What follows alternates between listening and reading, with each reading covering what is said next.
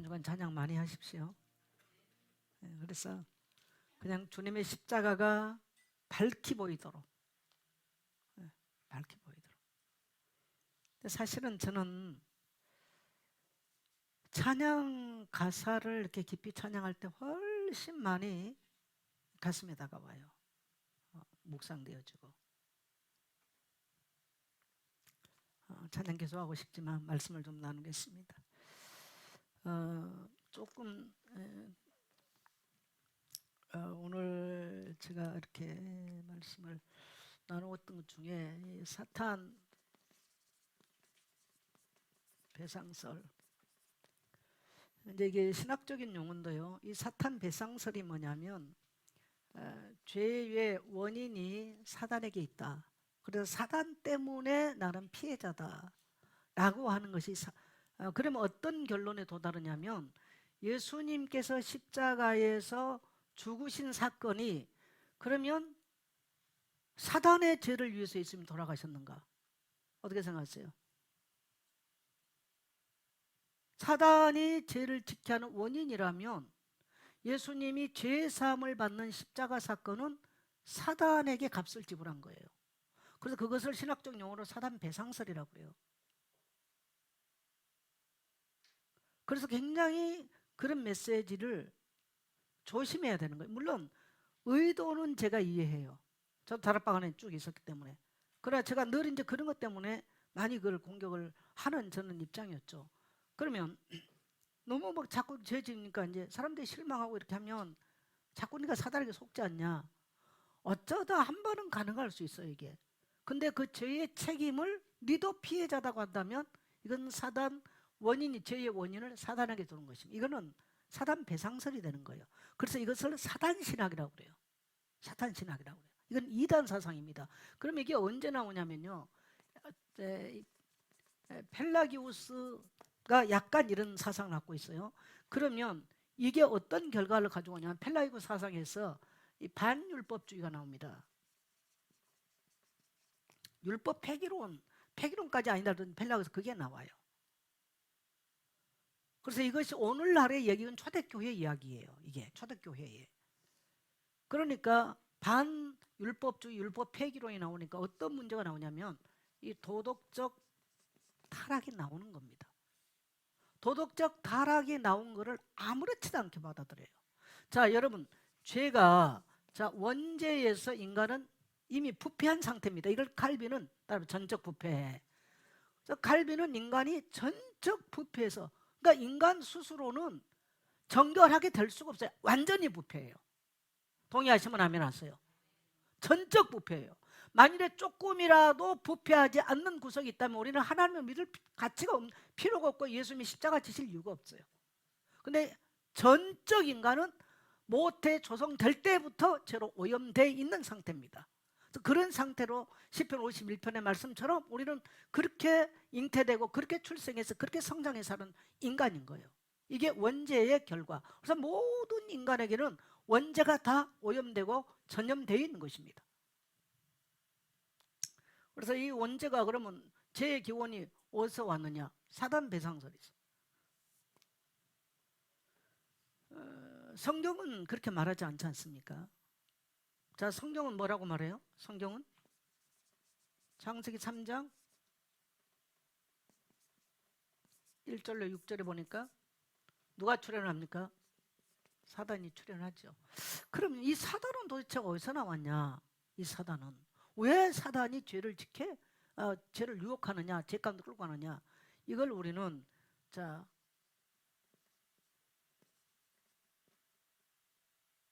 6장 2절, 디모데 6장 2절을 우리 한번 봅시다.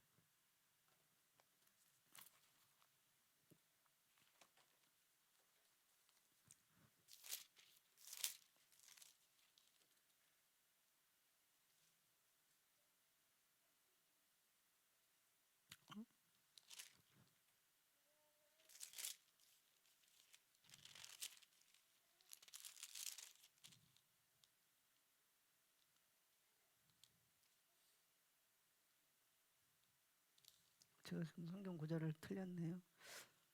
타락한 천사 이야기가 나온 게 지금 어디입니까? 제가 디모데전서 6장 2절이라는 이게 아니네. 2장 6절인가요? 어디입니까? 자기 위치를 떠난 사단에 대한 이야기.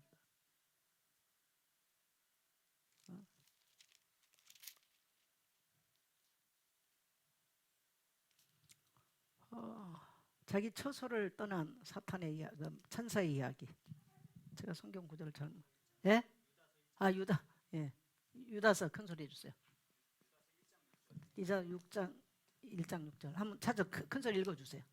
또 자기 지위를 지키지 아니하고 자기 처소를 떠난 천사들을 큰 날의 심판까지 영원한 결박으로 흑암에 가두셨으며. 네, 이 천사의 타락입니다.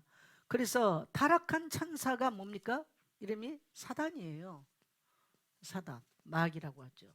그런데 이게 창세기 3장 1절에서 어디에 들어갑니까? 뱀에게.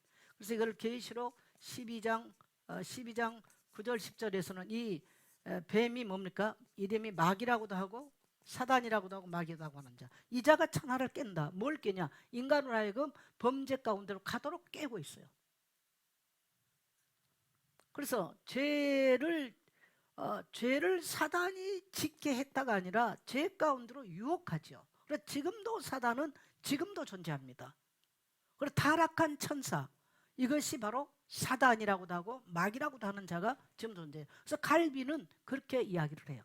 그리고 볼코프도 죄의 기원을 말할 때 이렇게 풀을 합니다. 그러나 인간이 죄를 범하는 것이지 사단이 죄를 짓게 한 게 죄를 진 게 직접 선악과를 인간이 따먹었지 사단이 따서 인간 입에 넣은 게 아니잖아요. 자, 그래서 이 선악과는 뭐냐면요. 따라합시다. 행위 언약. 우리가 언약 그러면 다른 방에 자꾸 한쪽으로 생각을 하는데요. 이게 행위 언약이 이게 2장 17절이거든요. 행위 언약입니다. 하나님의 언약은 절대 인간이 지켜야 돼요. 그럼 또 신의 산 언약이 있어요. 신의 산 언약이 뭡니까? 율법이죠. 율법이에요. 그러면 이스라엘 백성들이 대대 이제 지키고 우리가 율법이라고 말하는 것은 신의 산 언약이에요. 그러면 신의 산 언약 이전에 인간이 제일 먼저 인간을 주신 언약이 바로 행위 언약.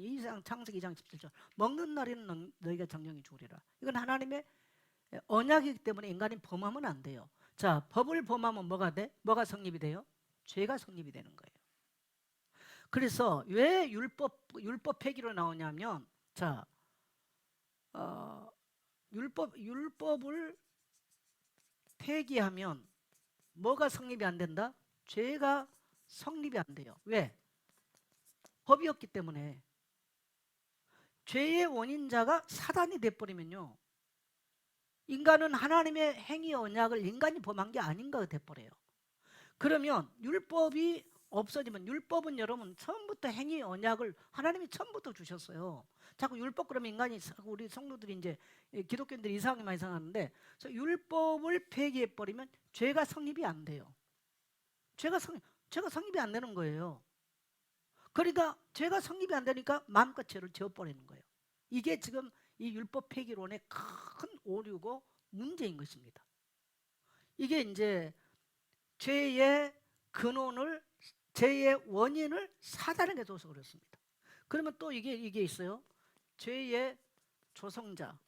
죄의 조성자를 하나님께 두는 논리가 나옵니다. 그게 뭐냐면, 원죄 이전의 인간의 이제 그게, 자, 우리 창세기 1장 1절 2절 한번 읽어보겠어요. 저는 이 부분을 사실 교회에서 설명을 해석을 안 합니다. 성도들이 복잡한 걸 보지 알 필요가 없기 때문에 창세기 1장 1절이나 2절을 해석적 차원에서 제가 해석을 안 해요. 적용 차원에서 설교를 하지. 자, 같이 읽습니다. 시작. 태초에 하나님이 천지를 창조하시니라. 질문 한번 해보겠어요. 이 1절이 모든 것 완성입니까? 어떤 것 같았어요? 딱 이 표만 보면.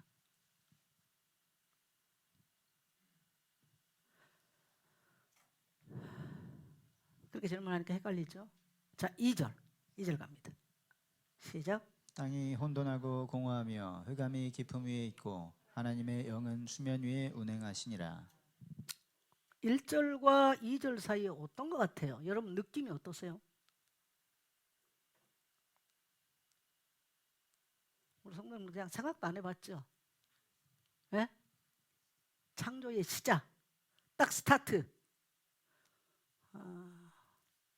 아주 공부 잘하는 학생이에요. 왜 그러냐면요, 지금 사단이 출현을 했어요. 창세기 3장에. 그리고 인간에게 죄가 들어왔어요. 근데 이제 1절과 2절의 해석을 어떻게 하냐에 따라서 많은 신학적인 게 달라집니다. 많은 신학적인 달라지는데 저는 그래서 이걸 교회 안에서 해석을 안 해요. 왜 성도를 괜히 그 뭐 엉뚱한 생각 불러일으킬 필요가 없으니까. 한 번도 제가 이걸 이렇게 해석적 차원에서 제가 설교를 한 적은 없어요. 그냥 1장 창조주 하나님에 대해서 우리의 영원한 경배의 대상, 인간은 경배의 대상 잊어버리면 문제 온다. 그리고 창세기 1장부터 1장 1절 11절에는 생명의 원리는 곧 창조의 원리는 생명의 원리다. 이런 각도에서 제가 메시지를 하지 않아요. 그러면 최초에 하나님이 천지를 창조해놓고 뭐 땅이 혼돈하고 땅이 공허하고 이거 도대체 뭔 말이냐는 거예요. 제가 아마 그런 질문 던져서 우리 성도들 이것도 뭔 소리야 할 수 그냥 그대로 읽었다가 언제 그러면 땅이 혼돈하고 언제 그러면 원래 혼돈하고 공허돼서 하나님이 만들었다는 얘기인가 했는데 천지를 창조했는데 그렇게 됐다는 얘기인가. 이제 이게 혼동되는 거예요. 이걸 어떻게 해석을 하는 팀이 나오냐면 하나님이 천지를 창조했는데 사단에 의해서 뒤집어졌다. 그래서 공허하고 혼돈하고 흑암이 가득한 것이 일어났다. 그래서 하나님이 이르시되 빛이 있으라면 창조가 시작된 것은 재창조로 말합니다. 주로 세대주의에서도 이걸 따릅니다. 그러면 우리가 이제 하나님이 뭡니까? 첫째 날이라면 날을 우리가 히브리어로 보면 옴이라는 말을 쓰거든요. 이게 뭐냐면 데이라는 말인데 24시간을 기준으로 한 하루예요. 그러면 성경은 24시간을 하루로 한 7째 날이 나오는 거예요. 그래서 우리가 정통 이제 우리가 보수주의 이 개혁주의 신학에서는 그걸 따르는데 또 공허하고 혼돈하고 1장 1절과 2절 사이에 어마어마한 갭이 있다라고 해석을 하는 경우도 나옵니다. 이걸 이제 창조 과학적으로 어떻게 접근하느냐? 아니 지금 뭐 보니까 뭐 몇만 년 전에 뭐가 나오고 지금 이렇게도 이제 접근을 합니다. 그래서 제가 1절 그런 얘기를 하는 괜히 나는 성도들에게 뭐 생각할 거리를 저는 아예 안 던지거든요. 그럼 왜 그러냐면 1장과 2절 사이에 어마어마한 갭을 보면서 이제 그렇게도 해석을 해냅니다. 그러면 아담을 처음 아담으로 안 봐요. 그 전에 죄가 있었다고 해석도 합니다. 그래서 잘못하면 뭐냐? 아담의 원죄가 아니라요. 자, 아담으로부터 오는 원죄가 아니라 이전에 죄가 존재하므로 그렇게 되면 뭡니까? 죄의 조성자가 하나님이 돼버려요. 죄의 조성이, 죄의 원인자가. 이것도 어마어마한 사상이 되는 거예요. 그래서 우리가 원죄 문제를 다룰 때 굉장히 조심해야 돼요. 그래서 저는 칼빈의 입장과 또 그 다음에 누굽니까? 벌코프. 이 칼빈이나 벌코프는요, 우리 이제 이 칼빈주의 신학에서는 양대 산맥이에요. 양대 산맥. 그리고 이제 우리가 또 뭡니까? 웨스트민스터. 그 다음에 이제 12신조 이런 게 있거든요. 이제 이런 것들이 우리가 이제 개혁주의의 중요한 이제 신조들이죠. 그러니까 그렇게 하면서 우리가 성경 해석을 해내고 우리의 신앙의 기초를 이제 다져가는 것들인데 잘못하면은 얘기를 하다 보면 잘못하면 이 원죄 문제를 잘못 다루면 하나님이 죄의 근원자가 되는 조성자가 되는 이런 상황이 나와요. 그러니까 칼 발트 같은 경우에 사상을 잘못 보면 거기까지 유추가 돼버리는 사건이 나오는 거예요. 원죄 문제가. 칼 발트는 원죄를 인정을 안 하잖아요. 나는 원죄를 인정 안 한다 그렇게 말을 하지 않지만은 유추를 하면 그렇게 돼요. 이걸 사람들이 이제 올라가면 그 이전부터 그러면 죄가 있는 거 아닌가? 라고 한다면 죄의 조성자가 하나님이 돼버린 거예요. 그래서 로마서에서 로마서 5장 12절에 죄는 어떻게 들어왔어요? 한 사람의 범죄로 말미암아 죄가 세상에 들어왔다 라고 명확하게 말합니다. 누구로 말미암아? 처음 사람 아담을 통해서 죄가 세상에 들어왔어요. 그래서 여자의 후손이 아닌 모든 이 땅의 아담의 후손, 남자의 후손 모든 사람은 원죄로부터 다 오염되어 있는 것입니다. 그래서 인간은 스스로요 죄를 필터링할 수 있는, 죄를 걸러낼 수 있는 작동 자체가 없어요. 동의하시면 하면 하세요. 그래서 우리는요, 그러면 죄의 결과는 뭡니까? 로마서 6장 24절에 보면 죄의 삭은 뭐다? 사망입니다. 죄는 반드시 죽음을 부르는 거예요. 그래서 죽음을 속죄하는 방법은 죽음은 죽음으로써 속죄하는 겁니다. 그래서 구약에서는 뭐가 속죄했어? 짐승이 피를 흘려서 속죄를 하신 거예요. 그러나 인간이 그런 영원한 속죄가 아닌 거예요.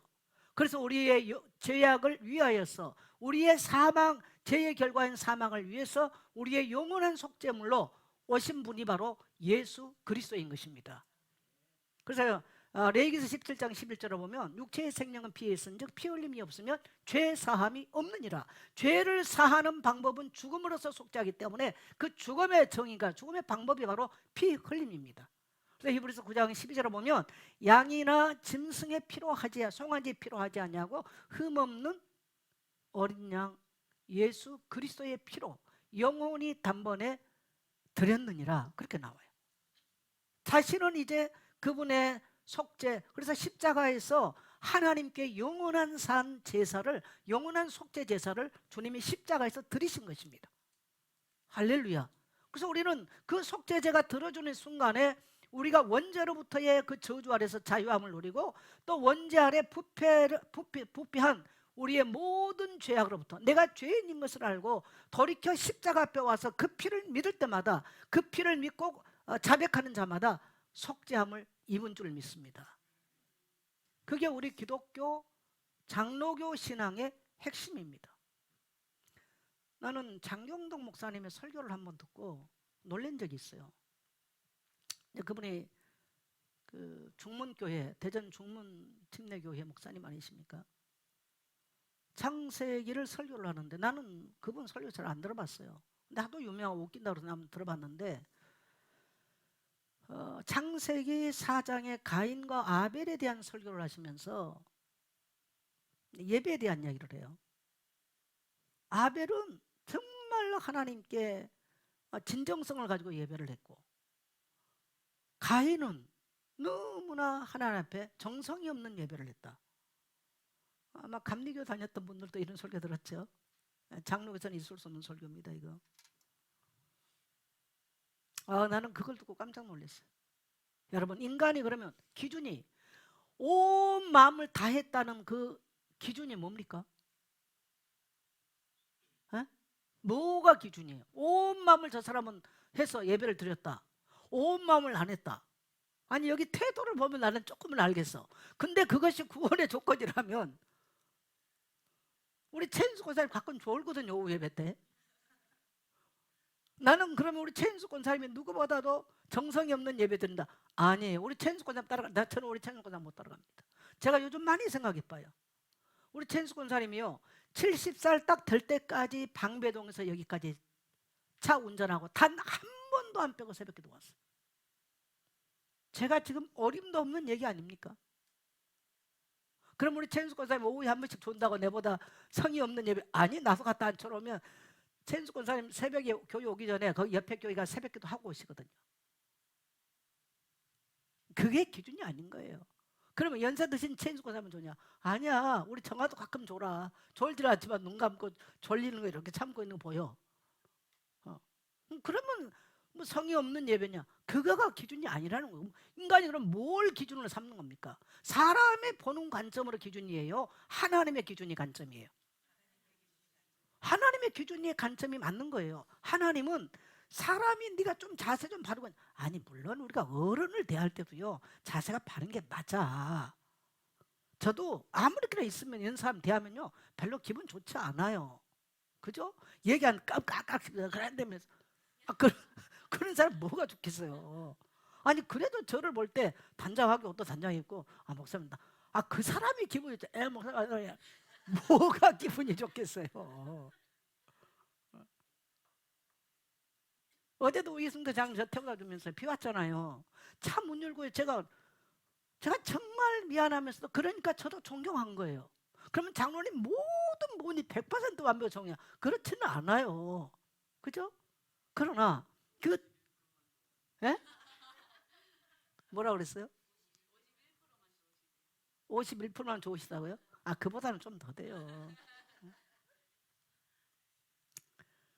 하나님의 기준은 그런 게 있지 않다는 거죠. 하나님의 공의와 정의는 그런 기준이 아닌 거예요. 사람의 기준은요, 늘 바뀌어요. 감정 따라 바뀌고 상당. 하나님은, 인간은 하나님의 공의와 정의를 거슬리는 죄를 범했기 때문에 거기에 합당한 그런 게 나와야 돼요. 그래서 죽음은 죽음을 부르기 때문에 죽음은 죽음의 문제를 해결하는 거예요. 그래서 하나님이 가르쳐 주신 이 행위 언약에 대한 답으로서 가르쳐 주신 것이 바로 생명을 위한, 생명을 속죄하는 방법으로 피제사인 것입니다. 그래서 피제사가 없으면 인간은 속죄의 방법이 없어요. 그것도 하나님이 정하신 거, 양이나 소나 염소나, 왜? 국가를 가지고 대책임질하는 거, 명확한 겁니다. 근데 뭐 사람이 정성을 들이면 얼마나 정성 들이겠어요? 여러분, 인간만큼 부패하고 거짓된 게 어디 있습니까? 여러분 자신이 나를 쳐다볼 때, 여러분 자신을 볼 때, 야, 나는 정말 순결하고 나는 거룩하다, 그렇게 느껴집니까? 여러분 자신에 대해서. 나는 그러니까 사무엘하 23장 10절에 다윗이 자신을 이렇게 표현하잖아요.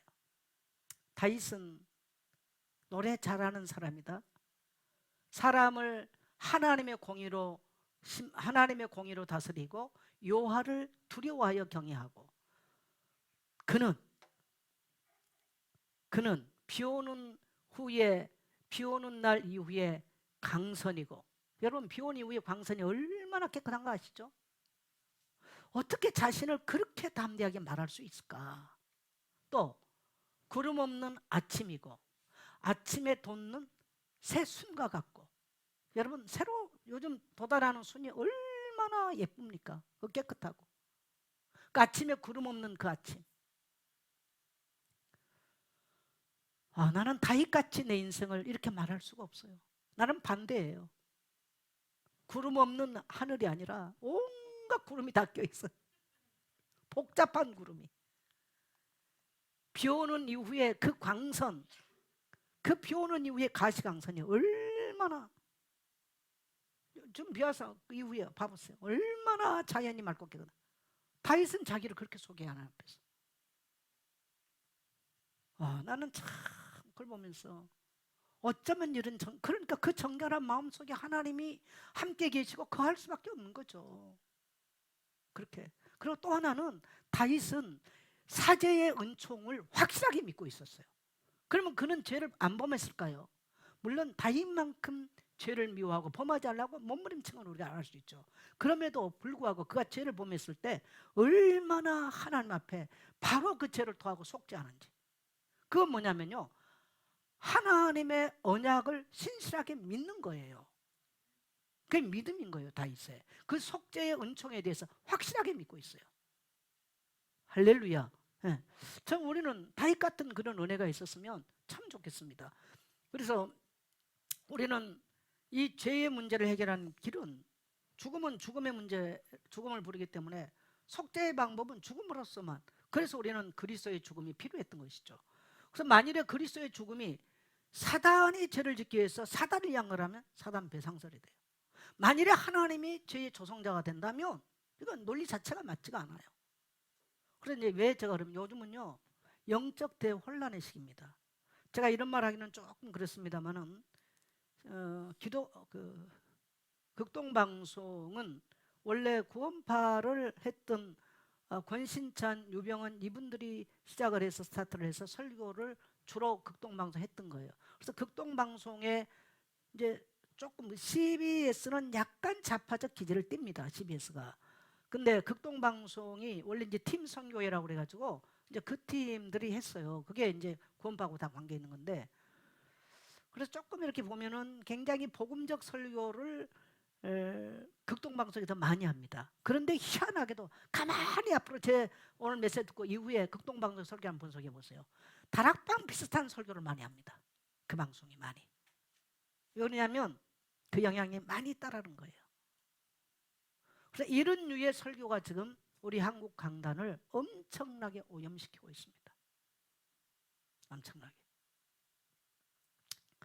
자, 그래서 이 창조론에 있어서요, 우리는 하나님이 천지를 창조할 때 1장과 2장은 창조에 대한 선언이고 바로 창조가 시작됐다라고 이어보는 것이지, 이 1장과 2장 사이에 엄청난 갭이 있음을 봐버리면 제가 개입이 되는 것이고 재창조가 일어나는 거예요. 그러면 아담 이전에, 근데 그걸 또 이제 창세기 4장에 가면 어떤 현상이 나오냐면, 아니 가인이 죄를 지는데 가인에게 표를 주잖아요. 뭐 가인을 벌한 자는 뭐 7배를 더할 것이고, 그럼 그 사람이 어디 있냐는 거예요. 그래 잘못하면 이제 1장과 2장의 갭 사이에 다른 사람의 존재를 또 말하는 겁니다. 이 굉장히, 그래서 제가 절대로 해석을 안 하는 게, 왜냐하면 성도들에게 뭔가를 저기를 던져놓으면 생각을 할 것 같아서 저는 아예 그 말 자체를 안 던집니다. 그런데 제가 오늘 이 얘기를 한 거는, 지금은 영적 대혼란의 시기입니다. 굉장히 복음주의, 여러분요, 복음주의 하는 데서 거의가 이단은 거기서 나온다는 걸 아셔야 됩니다. 복음주의 이렇게 말하는 데서.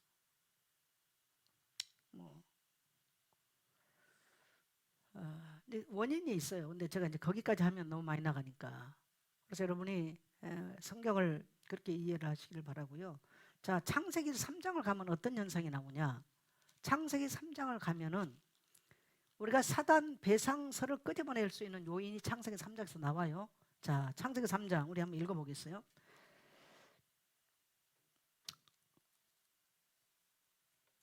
자, 창세기 2장 25절 갑니다. 25절 갑니다. 시작. 아담과 그의 아내 두 사람이 벌거벗었으나 부끄러워하지 아니하니라. 여러분, 왜 이 말을 왜 기록했을까요? 벌거벗었으나 부끄러워하지 아니하더라. 그러면 여기에서 주어가 뭡니까 지금? 네? 부끄러워하지 않더라는 거죠. 부끄러워하지 않더라. 그러면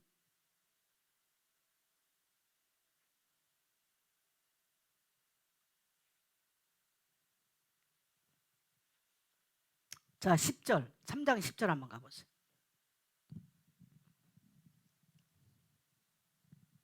이르되 내가 동산에서 하나님의 소리를 듣고 내가 벗었으므로 두려워하여 숨었나이다. 네, 인간의 문제가, 자, 2장 25절에서는 벗었지만 부끄러워하지 않았는데 3장 10절에서는 선악과 사건 이후에는 벗는 것 때문에 어떻게 됐어요? 두려워해버려요. 죄의 문제가 뭐냐는 거예요.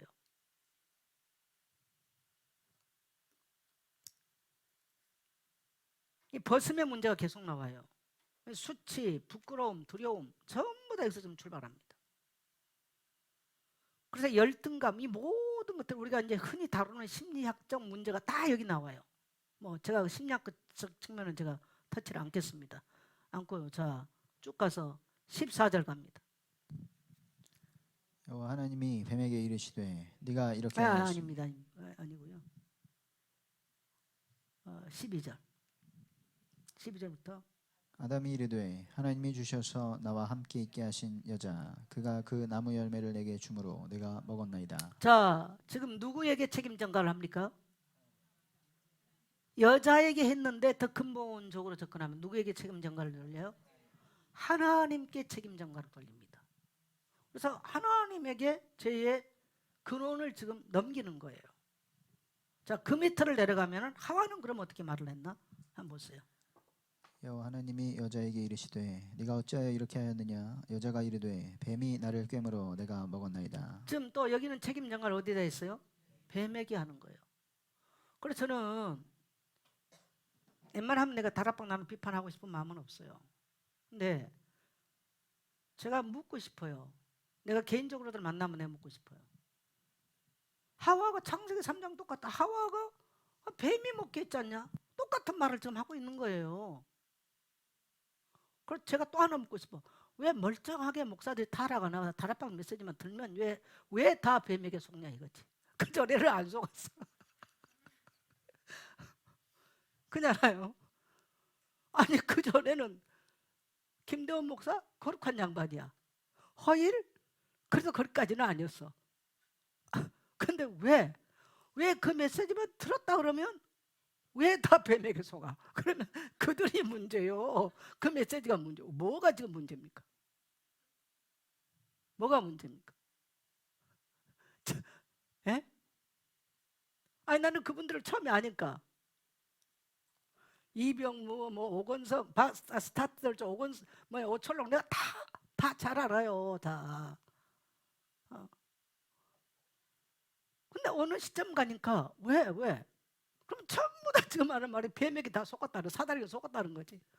그럼 왜 그것만 들으면 사다리가 속냐는 거죠. 그럼 그 메시지가 문제입니까? 이 도대체가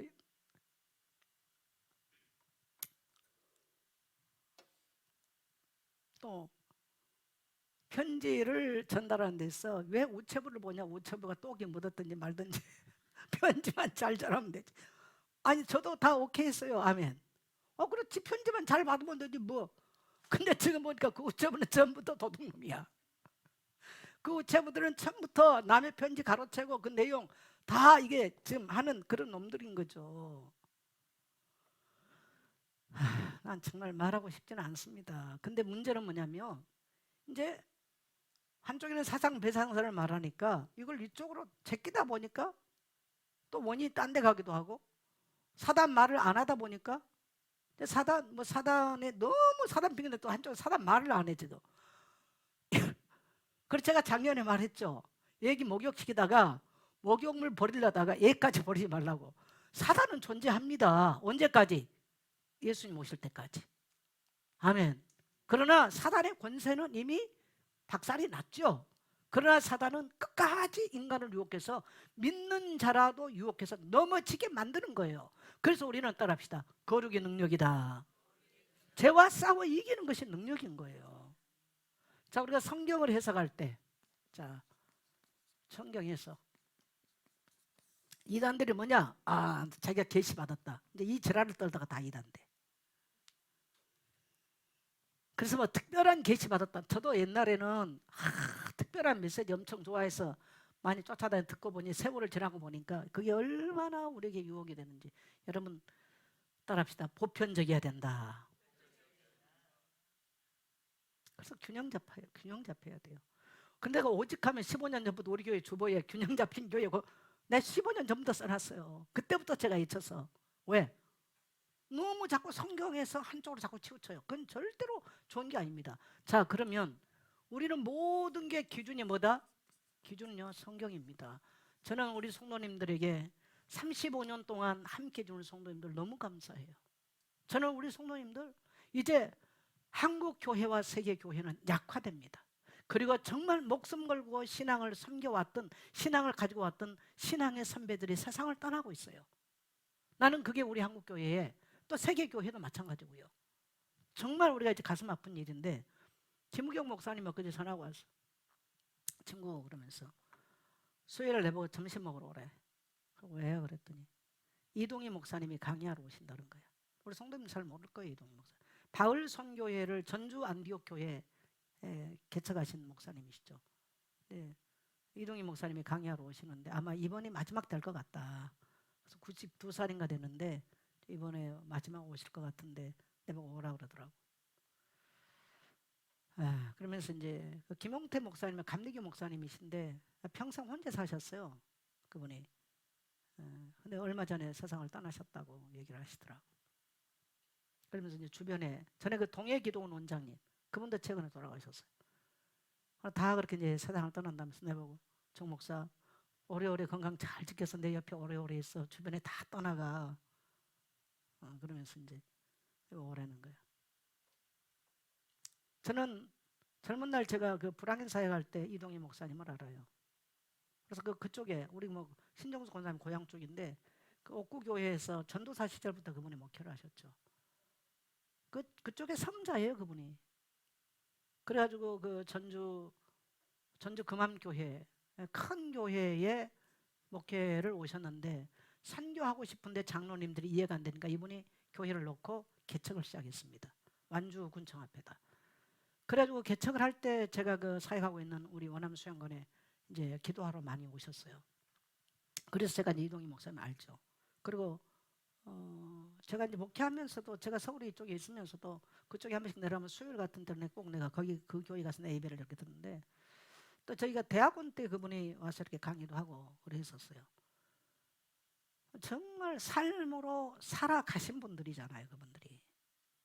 그러면서 이분이 이제 바울 선교회를 만들어, 정혜권 선교사님, 뭐 김동길 선교, 이분들이 전부 다 그 바울 선교회 소속 팀들이에요. 그래서 굉장히 좋은 일꾼들을 많이 바울 선교회에서 파송을 하셨죠. 그리고 그분들이 이제 다락방에 많이 오시게 되고 그랬는데, 정말 그런 어른이 없어요. 교회 평생 안 짓고 깡통 교회지 않습니까, 교회가. 그리고 겨울이면 나무 장작돼서 그 교회가 있어요. 그래서 제가 부교육자로 있을 때, 이제 그때 제가 전주 있을 때 인연으로 목사님 모시고 교회 풍집회를 한번 했는데, 강단에 엎드려서 집회가 끝나면 아침 새벽기도 할 때까지 강단에 엎드려서 이분이 철야를 하시더라고요. 정말 그때만 해도 우리도 뭐 많이 철야하고 그랬으니까. 그런데 지금 제가 나이가 들어서 돌이켜 생각해 봅니다. 저는 지금 그렇게 못합니다. 물론 저보다 젊은 나이였었지만은 그런 어른들이 우리 한국교회에 많은 선교를 일궈내고 묵묵하게, 그래서 그 선교사들을 서포트하기 위해서 금식을 하고 철야를 하면서 했는데, 정말 하나님 앞에 참 제 자신도 너무 회개할 일이 많은데, 이제 그런 어른들이 이제 삶이 얼마 남지 않는 시간들을 이제 맞고 있는 거예요. 그러니까 이런 정말 신앙의 선조들, 우리 신앙의 선배들이 이제 우리 곁에 떠나고 있다라는 거, 참 이제 서글픈 일이죠. 그래서 너무너무 지금은 영적 대혼란이에요. 어디 좋은 말 해준데 우가고 뭐 하는데 전부 다 지금 이렇게 가는 겁니다. 그래서 제가 낮에도 말했지만, 죄에 대해서 강한 질책을 하지 못하고 목회를, 왜? 성도들 눈치 봤죠. 마음 상해 떠나면 어떨까? 참 하나 앞에 제가 목사로서는 회개를 많이 해야 될 이런 부분들이에요. 제가 용서해 준다고, 제가 괜찮다고 말해서 하나님이 괜찮다고 그러면 얼마나 좋겠습니까? 근데 그건 아니지 않습니까? 그건 아니잖아요. 저는 하나님 앞에 가서 책임을 져야 되는 일이죠. 그 영혼이 만일에 끝까지 하나님 앞에 돌이키지 않고 회개치 안 했다면 어떻게 할 겁니까? 내가 가서 남의 영혼을 책임지겠어요? 이미 그때는 책임질 수도 없는 거죠. 그래서 여러분요, 강도의 칼이나 목사의 입이나 똑같습니다. 강도가 칼을 가지고요, 살리는 쪽으로 쓰면, 병을 치료하는 데 쓰면 굉장한 칼이 되겠죠. 돌이키고. 목사의 입이 만일에요, 잘못하면요, 죽이는 쪽으로 쓰는 거예요. 칼보다 무서워요. 강도의 칼보다 무서운 게 목사의 혀입니다. 굉장히 중요한 거예요. 그래서 여러분, 우리의 모든 기준은 성경이고, 해석을 할 때 첫째, 성경이 뭐라고 말하느냐. 성경은 아담 한 사람으로 죄가 들어왔다. 그럼 오늘 그렇게 믿어야 돼요. 할렐루야. 아담이 범죄했다면 우리는 아멘 할렐루야. 그 이상도 이하도 없어요. 시작도 원인도 아담인 거예요. 그리고 그것이 우리에게 전가됐다 그러면 아멘, 나는 죄인입니다 고백하는 겁니다. 아멘입니까? 자, 두 번째, 사도들은 뭐라고 가르치는가? 사도들은 똑같습니다. 우리는 사도의 전승을 받아서, 우리가 사도신경 이 말은 사도들의 신조 이 말이거든요. 사도들이 가르쳐 한 사도 신조예요. 우리는 그걸 예배를 통해서 전능하사 천지를 만드신 사도들이 만든 신조를 우리는 지금도 신앙 교리로 받아들이고 고백하는 거죠. 사도들이 뭐라고 가르치는가? 그게 뭡니까? 교회사, 교부 시대부터 시작해서 교회사가 뭐라고 가르치는가? 이 원죄에 대해서는 우리는 지금 어거스틴의 입장은 라틴 교부들, 이 라틴 교부들의 이제 가르침이에요. 그러면 교부들은 그러면 크게 라틴 교부가 있고 그리스 교부가 있고, 이제 그리스 교부들은 동방교회로, 그다음에 이제 또 뭡니까? 이집트 사막 교부들, 이렇게 크게 우리가 나눌 수 있는데, 라틴 교부들, 이게 이제 서방 교회죠. 라틴 교부들은 이제 서방 교회가 카톨릭과 우리 개신교를 말하는데요. 그리스 그리스 정교회, 그리스 교부들은 원죄를 부인해요. 약간. 그게 이제 지금 그 뭡니까 그리스 정교회. 그다음에 콥트 교회라 그러잖아요. 그걸 이제 뭡니까 사막 정교회를 사막 교부들을 중심한 그건 이제 지금 이집트 쪽이죠. 그러면 이제 어거스틴의 입장을 우리가 따르는데 어거스틴은 원죄를 인정하고 원죄가 모든 인간에게 전개된 것을 어거스틴의 입장입니다. 그래서 이 어거스틴의 입장을 이제 칼빈, 그 다음에 우리는 이제 뭡니까 벌코프. 벌코프는 원래 그 화란 사람이에요. 그래서 아브라함 카이퍼나 바빙크 이런 밑에서 공부를 한 사람이죠. 그렇게 하고 하란 자유대학에서 하고 이제 미국에 가서 이제 굉장한 조직신학 교수로서 장로교나 개혁주의 신학에 엄청난 영향을 미친 사람이 벌코프예요. 그래서 이제 칼빈보다 더 이렇게 깊게 해놓은 게 벌코프의 신학들이에요. 그래서 제가 우리 청년들은 나는 꼭 좀 추천을 하고 싶어요. 그래서 여러분의 집에 서재 책상 위에 놓고요. 한꺼번에 다 읽을 필요는 없어요. 재론, 뭐 기독론, 뭐 구원론, 뭐 구원론이 이제 나오겠죠. 이런 것들을 이렇게 좀 한 챕터씩.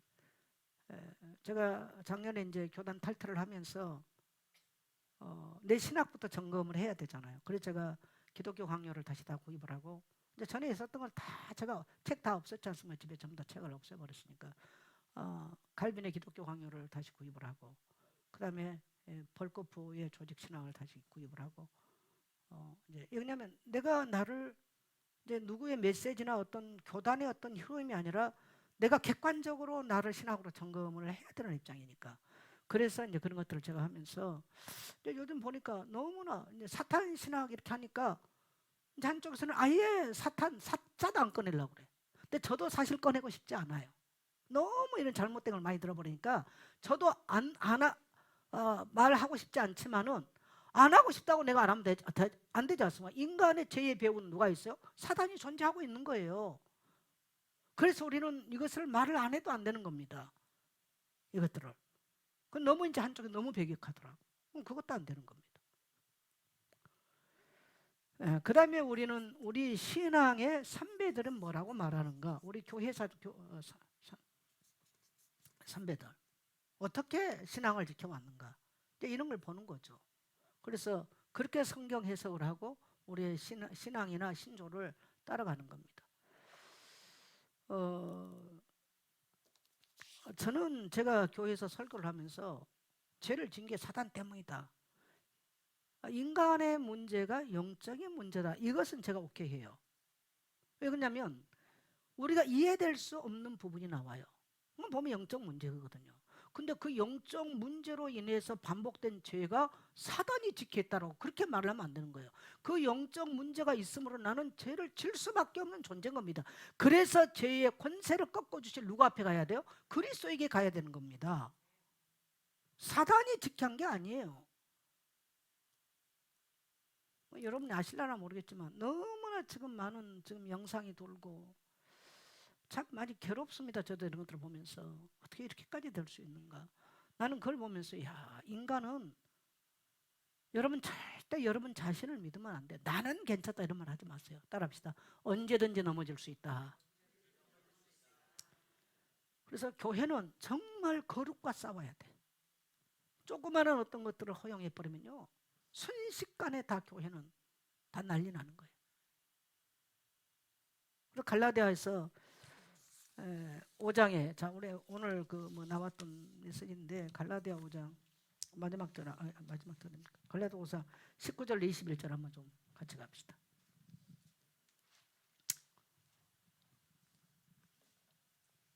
같이 갑니다. 여러분 페이퍼에도 있어요. 자 시작. 육체의 일은 분명하니 곧 음행과 더러운 것과 호색과 자 육체가 원하는 거 우리 영혼이 원하는 게 아니에요. 육체는 분명하다는 거죠. 첫째 뭐가 나와요? 음행. 이 음행이 교회 안에 음행이 들어오면 그리고 정말 청년들도 젊은이들요 교회 안에 조심해야 됩니다. 오직하면 뭐 교회 오빠 이런 말 나가지고 그러니까 한국 교회가 좋은 모습이 나는 교회 오빠가 뭔가 했더만은 이제 그게 이제 한국 교회가 어떤 모습인가를 세상에 비춰지는 겁니다. 이거는 그래서 한국 교회는 정말 이제 참 어려운 길을 영적으로 정말 혼란스럽고 어려운 길을 이미 거룩이란 말을 안 써버리잖아요. 자, 음행과 먹과 더러운 것과 그냥 교회와 세상에 구별이 없어. 그리스도인과 세상에 구별이 없는 거예요. 그 다음에 호색과 호색은 지금 색을 밝힌다 이 말이겠죠. 그 다음에 20절 우상 숭배와 자 교회가 여러분 우상 숭배를 하겠어요? 근데 오늘날요 여러분 인간은 근본적으로 굉장히 우상이 되고 싶어하고 우상을 두고 싶어해요. 굉장히 드라빔을 두고 싶어한 게 인간의 본성이에요. 그래서 여러분 목사 뭐 우리 교회 성도는 뭐 저 지나치게 안 좋아하는 게 나는 그거 감사하고요. 좋아하지 마세요. 나는 성도를 내 사람 만들고 싶은 마음이 눈꽃반도 없어요. 그게 얼마나 위험한가를. 근데 사람은 희한하게 남에게 우상이 되고 싶은 거예요. 그래서 뭔가 자기 뭐를 만들고 싶어 해요. 그런 사람의 심리 중심을 가만히 한번 봐보세요. 그게 우상입니다, 여러분. 그래서 우상을 쫓지 마시기를 축복합니다. 자식이 우상일 때 과감하게 끊으십시오. 부모가 우상되지 마십시오. 친구가 우상되지 마세요. 목사가 우상되지 마십시오. 은근히 목사들은 우상의 자리에 가서 앉아 있는 겁니다. 나는 전에 있던 교단에서 무서웠습니다. 이런 모습들이. 근데 이미 우상인 줄 몰라요. 우리는 우상을 아주 너무너무 귀한 드라빔으로 그냥 그렇게 아주 그냥 쓰다듬고 그렇게 추앙하죠. 그러니 세상이 다 드러내버리잖아요. 자, 그 다음에 주술과 신앙이 주술, 성경 말씀이 주술되지 마세요. 매일 성경 읽고 매일 묵상하고 통회하고 말씀이 이끄는 대로 매일매일 따라가세요. 말씀이 주술되지 마십시오. 그래서 왜 강단과 함께 가느냐? 여러분이 딴 데서 뭐 자꾸 거 어떻게 제가 알겠습니까? 여러분이 뭐 하는 줄. 여러분이 딴 데 너무너무 좋은 게 많아요. 유튜브 속에 들어가면 너무 많아. 그러니 이거 어떻게? 그래서 마치 신앙을 주술처럼 하고 앉아있는 사람이 너무 많다는 거죠. 그 다음에 원수 맺는 것과 관계의 문제겠죠. 분쟁과 시기와 분냄과 당짓는 것과 분열함과 이단과 이단은 초대교회부터 지금까지 있습니다. 지금까지. 이단은 100%가 다 틀린 게 아니고요. 99%가 맞아요. 1%가 틀립니다. 나는 한번 그 하나님의 교회 누굽니까 그 사람? 네? 안상우. 나는 그 사람인지 모르고요. 새벽에 유튜브로 이렇게 찬양을 들으려다가 이렇게 틀었어. 그랬더니 설교가 나오더라고. 요한복음을 가서 설교를 하는데 영생의 말씀이 주께 있사오 내가 누구로 이걸 하는데요. 너무 은혜로운 거야. 아니 그래서 도대체 어떤 목사인가 봤더니 가운을 정상으로 입었더라고. 그랬더니 하나님의 교회야. 오늘 보니까 어머나 내보다 훨씬 은혜롭게 설교를 해. 난 놀랬어요 여러분요. 놀랬어요. 여러분 무섭습니다. 그래서 여러분은 강단에 있는 목사를 정말 예수 기도해야 돼요. 정말 성경을 목숨 걸고 지키면서 살아가는 목사가 돼야 돼요. 지금 좋은 목사, 훌륭한 목사가 얼마나 많습니까? 근데 왜 이렇게 영적으로 혼란스럽습니까? 왜 이렇게? 오늘 여러분 돌아가서 여러분에게 우상이 뭔가 다 제가 아세요. 신앙이 뭐가 주술인가? 뭘로 주술을 삼고 있는가? 마치 부적처럼 뭐 138은 우리 교회는 안 할 테고 뭐 777 망대는 안 할 테고 뭐 다 그 주술이에요. 그 전부 다 주문 주술하는 거예요.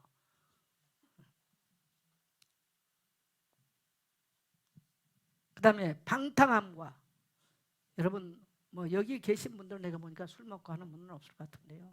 나는 간곡하게 말하고 싶어요. 술 취하면 그 다음에는 다음 단계 갑니다. 세상이 다 망해가지고 죽어버려가지고 방주에서 나왔던 노화도 술 먹고 이상한 짓 했습니다. 그 결과 자식이 저주받잖아요. 인간은 그래서 그런 자리를 가지 말고 그런 사람을 만나지를 마세요. 예. 그래서 굉장히 우리가 보고 듣는 거 절제해야 됩니다. 보고 듣는 거. 네, 뭘 보냐, 뭘 듣느냐.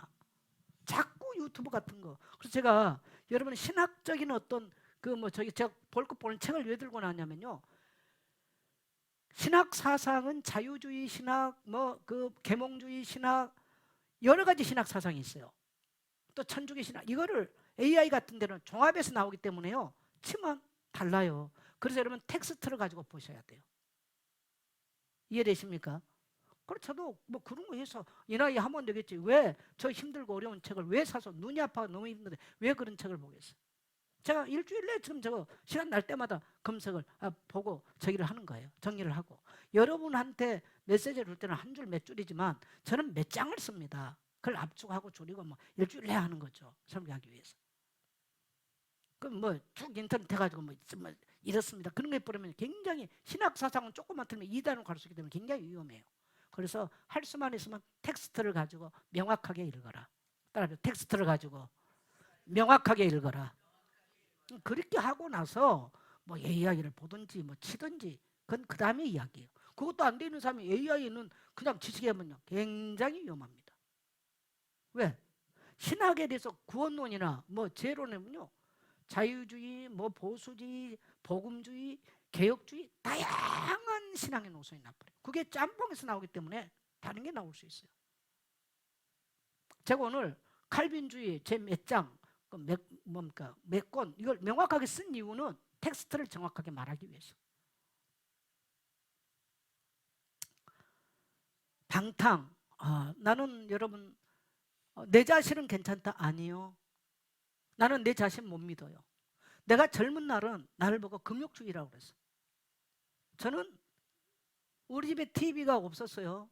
우리 어머니가 왜 집에 TV 좀 사가지고 혼자 있으면 TV도 좀 보고 그러지 TV 없냐고 하도 어머니, 그리고 어머니 때문에 TV 사달라 또 우리 어머니 한 번도 못 보고 가셔버렸어요. 덕분에 내가 TV 갖다 놓은 거야. 근데 요즘은 아예 안 봅니다. 나는 물론 TV 켜놔도 뭐 보냐, 나는 자연이다, 아니면 이제 만납시다인가, 네, 그거 주로 많이 좀 봤고, 드라마 이런 이만가, 네. 드라마 이런 거 어쩌다 불멸의 이순신 하면 그거는 내가 이제 이렇게 좀 보고 잘 몰라요 그런 다른 것들은. 그리고 이제 코로나 왔을 때는 미스터 트롯 하니까 그거 앉아서 보니까 정록원이가 얼마나 이쁜지 초등학교 6학년짜리가 나 그때 홀라당 해가지고 근데 그렇게 계속 보면 나도 모르게요 한대니까 발길을 돌리려고 바람 부는 대로 걸어도 돌아서지 않는 것을 나와요 이게. 물론 그게 나쁜 건 아니겠지만은 그래서 안 봐요. 안 봐. TV. 뭘 보냐? 뭐 듣느냐? 방탕? 얼마든지 나도 방탕할 수 있다는 거. 젊은 날 제가 사막 교부들의 책들, 그런 책들 엄청 많이 읽었어. 근데 나이 먹으니까요 죄에 대해서 둔감해져요. 그래서 내가 굉장히 긴장을 해요 요즘도. 나이 먹으니까 생각도 둔해지고 판단력이 둔해질 수 있다. 내가 만일 남의 것도 그래 괜찮아 그러고 갖고 올 수도 있겠구나 이게. 그리고 어떤 다른 저기들도 괜찮아 그럴 수도 있겠구나 이게요. 그래서 나는 내 자신을 못 믿어요 여러분. 정말 혹시라도 내가 이상한 짓 하거든 목사님 그래야 하면 아니 되옵니다 꼭 해주세요. 우리 김여준사 별명이 뭔지 아세요? 순사입니다. 동탄 순사. 하도 내 옆에서 아니 되옵니다를 많이 하니까. 근데 그게 감사한 거예요.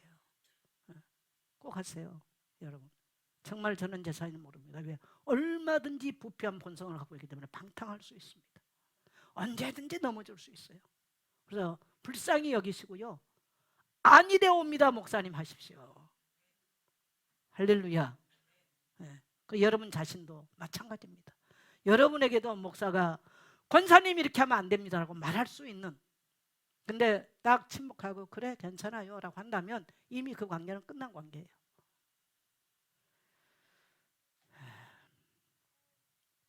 여기까지 하겠습니다.